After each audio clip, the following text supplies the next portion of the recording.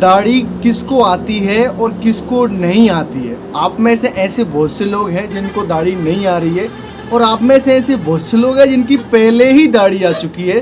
तो ये ऐसा क्यों होता है, आज हम दाढ़ी के या बियर्ड के बारे में पूरा डिस्कस करने वाले हैं। पूरी जानकारी मैं आपको इस वीडियो में देने वाला हूँ, तो उसके लिए आपको यह वीडियो पूरा ज़रूर देखना चाहिए। Hi guys, I am Anil, welcome to my channel. अगर आपने अभी तक मेरे यूट्यूब चैनल को सब्सक्राइब नहीं किया है तो अभी चैनल को सब्सक्राइब जरूर कर ले। देखो, अगर आपकी दाढ़ी मूंछ नहीं आ रही तो आप ये सोचते हैं यार मुझ में कहीं प्रॉब्लम तो नहीं है, या फिर मेरे साथ ही ऐसा क्यों हो रहा है। आपसे छोटे बच्चों को भी दाढ़ी आ गई। आपने देखा होगा कि आपके पड़ोस में है या फिर आपके फैमिली में है, या फिर आपके कहीं ना कहीं आपने ऐसा देखा होगा कि आपसे छोटे बच्चों की दाढ़ी आ गई लेकिन आपके नहीं आई। या फिर आपने देखा होगा कि भाई बड़े लोगों की भी दाढ़ी नहीं आती है, आपकी पहले आ गई है।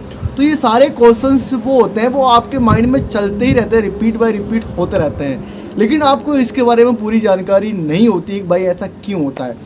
सबसे पहले हम जानते हैं कि अगर आपकी जल्दी दाढ़ी मूंछ आ रही है तो वो क्यों आ रही है, क्या रीज़न है। क्या आप अच्छे हो या आप बुरे हो, आपके साथ अच्छा हो रहा है या फिर बुरा हो रहा है। देखो, इसका एक सिंपल सा फंडा होता है, दाढ़ी 3 रीज़न से आती है और 3 रीज़न से दाढ़ी नहीं आती है। पहले हम 3 रीज़न जानेंगे जिसके कारण से आपकी बियर्ड ग्रोथ हो रही है। पहला जो होता है, सबसे मोस्ट इम्पोर्टेंट होता है, आपके बॉडी के टेस्टोस्टेरोन हार्मोन्स लेवल कितना है। अगर वो प्रॉपर आपकी बॉडी के अकॉर्डिंग है, 300 से 1000 के बीच में अगर आपका टेस्टोस्टेरोन हार्मोन्स लेवल है तो आपकी दाढ़ी जरूर आएगी, चाहे वो कभी भी आए।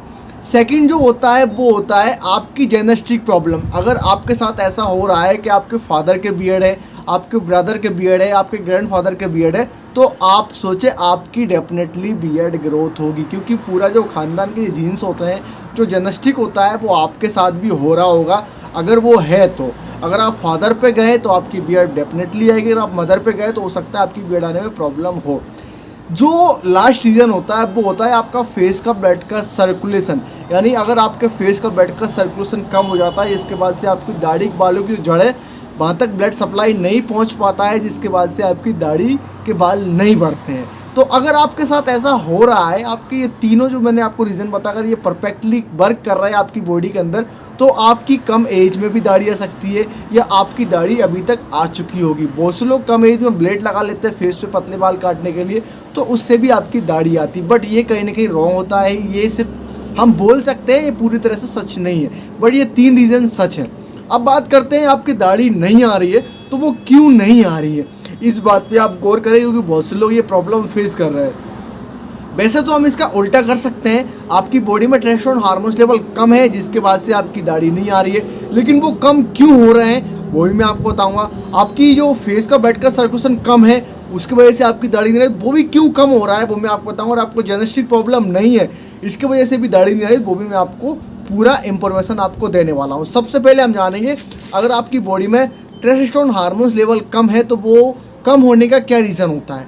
इसके रीज़न्स बहुत सारे होते हैं, जैसे कि आप हिलाना चालू कर देते हैं कम एज में ही, जो कि भाई बहुत गलत काम होता है। लोग ये सोचते हैं कि भाई मैं बिल्कुल सही हूँ, ये करने से कुछ नहीं होता, जिसको कि मैस्टरबेट करना बोलते हैं। तो अगर आप कम एज में इसके लत के शिकार हो गए तो आप सोचना भाई ये कहीं ना कहीं आपके साथ बहुत बुरा हो रहा है, तो आप उसको जितनी जल्दी हो सके उसको छोड़ने की कोशिश करें, क्योंकि इससे आपकी बॉडी वीक हो जाएगी और आपके बॉडी के टेस्टोस्टेरोन हार्मोन्स लेवल काफ़ी ज़्यादा कम हो जाएंगे, जिसके बाद से आपको दाढ़ी की समस्या का सामना करना पड़ सकता है। तो ऐसे लोग जो ज़्यादा मात्रा में हिलाते हैं उनके बियर्ड ग्रोथ काफ़ी ज़्यादा कम होती है। सेकंड प्रॉब्लम की बात करें तो आप कम एज में ड्रिंक स्मोक वगैरह करने लग जाते हो। ड्रिंक स्मोक करने से क्या होता है, आपके टेस्टोस्टेरोन पर इफेक्ट पड़ता है, आपके टेस्टोस्टेरोन हार्मोन्स लेवल कम हो जाता है, जिसके बाद से आपको दाढ़ी की समस्या का सामना करना पड़ता है। तीसरी प्रॉब्लम की हम बात करें तो तीसरी प्रॉब्लम आपकी डाइट होती है। आप डाइट में विटामिन प्रोटीन्स वाले सोर्स नहीं लेते हो, जिसके बाद से आपकी जो बॉडी है वो इंक्रीज़ नहीं हो पाती, आपके बॉडी के मसल्स गेन नहीं हो पाते, ये भी काफ़ी बड़ा रीज़न होता है। जो चौथा होता है वो होता है आप डिप्रेशन में काफ़ी ज़्यादा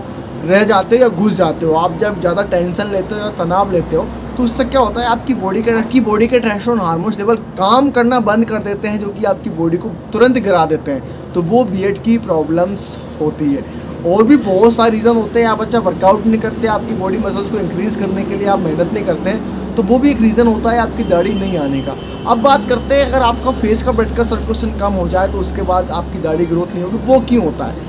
वो इसलिए होता है यार, एक तो आप वर्कआउट नहीं करते हो। अगर आप वर्कआउट नहीं करते हो तो उससे क्या होगा, आपकी जो बॉडी का ब्लड है वो पतला नहीं होगा, आपकी बॉडी में पसीना नहीं आएगा, जिसके बाद से आपका बॉडी का ब्लड का सर्कुलेशन काफ़ी कम हो जाता है। और दाढ़ी के बालों की जो जड़ है, अगर वहाँ से ब्लड सप्लाई कम हो जाती है वो दाढ़ी अपने आप टूटने लग जाती है या फिर झड़ने लग जाती है। वैसे ही आपके सिर के साथ होता है। अगर आप कम एज में गंजे हो रहे हो तो इसका मतलब यही है आपकी जो सिर का जो ब्लड का सर्कुलेशन है वो काफ़ी ज़्यादा कम हो गया, इसके बाद से आपको वेट की एड्स की प्रॉब्लम्स आ रही है। अब बात करते हैं जेनेटिक प्रॉब्लम्स की। अगर आपके फादर के बियर्ड है, आपके ब्रदर के बियर्ड, आपके अंकल के बियर्ड, आपके ग्रैंडफादर, यानी आपके पूरी फैमिली में जितने मैन हैं उनके बियर्ड है लेकिन आपके नहीं है, इसका ये प्रॉब्लम हो सकती है जो आपके जीन्स है वो जीन्स मदर पे गए हैं। यानी आपको जो पूरी बॉडी है कहीं ना कहीं आपके हेयर्स आपकी मदर पे जा सकते हैं, या फिर जो आपकी पूरा फिगर है वो आपकी मदर पे ऐसे कुछ जा सकता है। उसके बाद आपको ये प्रॉब्लम सामने आती है।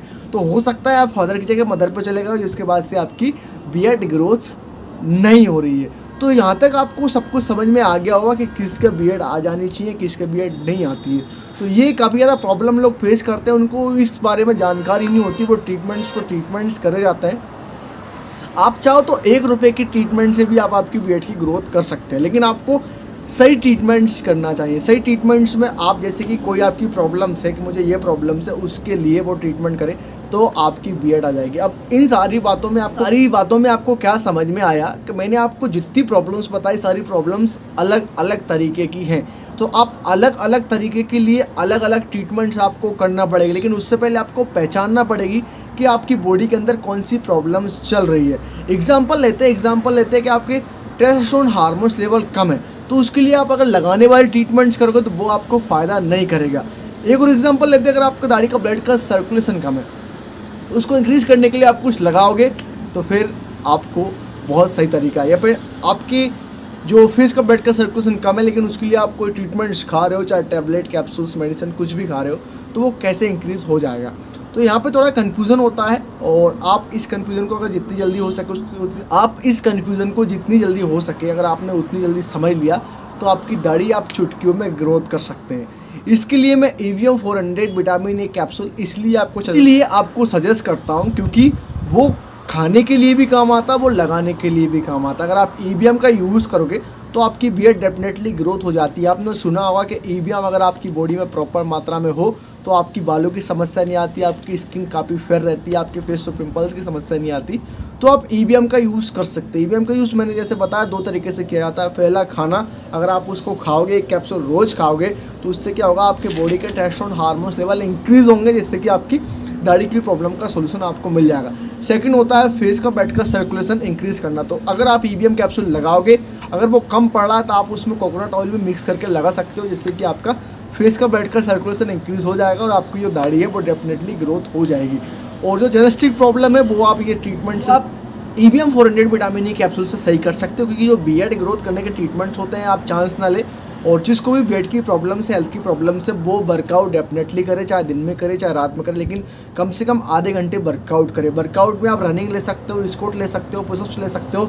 ऐसा वर्कआउट करना चाहिए जिससे कि आपका ब्लड का सर्कुलेशन इंक्रीज़ हो, जो कि आपकी बॉडी को बहुत ज़्यादा और बहुत जल्दी से फ़ायदा पहुँचाएगा। तो जिस किसी को भी बियर्ड की प्रॉब्लम से आपकी दाढ़ी नहीं आ रही तो आप इस वीडियो को एक बार ज़रूर देखें। अगर आपके फैमिली में या फिर आपके फ्रेंड्स लोगों को बियर्ड की प्रॉब्लम से, तो आपको ये वीडियो उनके पास शेयर ज़रूर करना चाहिए, क्योंकि आपके पास अगर पूरी जानकारी है तो आप उसका सही तरीके से ट्रीटमेंट्स कर सकते हो। अदरवाइज़ आप पैसे खर्च करोगे, टाइम आपका ख़राब होगा और आपकी बियर्ड ग्रोथ नहीं होगी। क्योंकि अगर आपने 35 साल से पहले बियर्ड उगा ली तो काफ़ी अच्छी बात है, और 35 तक आपकी नहीं आई तो फिर आपको बहुत प्रॉब्लम्स होगी और आपके पैसे भी काफ़ी ज़्यादा खर्च होंगे। जितनी छोटी प्रॉब्लम होती है उतने कम पैसे लगते हैं, जितनी बड़ी प्रॉब्लम होती है उतने ज़्यादा पैसे लगते हैं और उतना ज़्यादा टाइम भी लगता है। तो इस बात को आप कंफर्म कर ले। अगर आपके पास जो भी क्वेश्चंस है, जो भी आपकी प्रॉब्लम्स है, अगर आप उसका सॉल्यूशन चाहते हो तो आप मुझसे कमेंट में पूछ सकते हो। मैं आपको कमेंट में तुरंत रिप्लाई दूंगा और आपकी जो प्रॉब्लम्स है उसका सॉल्यूशन भी मैं आपको जरूर दूंगा। सो आई होप ये वीडियो आपको अच्छा लगा हो। इस वीडियो को लाइक करें, कमेंट करें, शेयर करें। मेरे यूट्यूब चैनल को सब्सक्राइब करना ना भूलें। Thank you for watching my video. See you again.